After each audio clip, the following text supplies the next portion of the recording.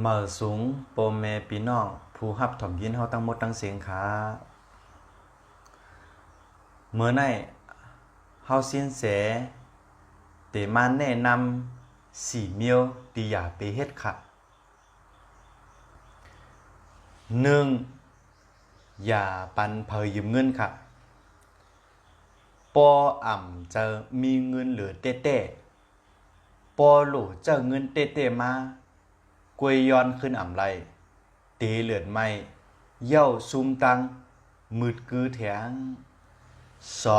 2อย่าปันเผยยืมก้าค่ะกอบจางเอากว่าเฮ็ดเมียว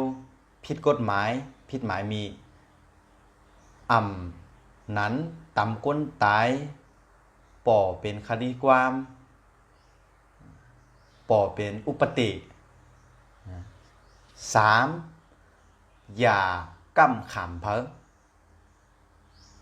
เนื้ออ่ำไรกินหนังอ่ำไรห้องนั่งเอาลูกมาแผนคอค่ะ4อย่าซื้อโคขวางปันเผอในจือของเฮากว่าป้อเขาผ่อนอ่ำเป้เฮาโหลหับปุนพรเตียนป้อเขาเอากว่าเฮ็ดพิษเฮาก็ช่วยจอมอ่ำหูตูมีเจ้าหนังไหนคะ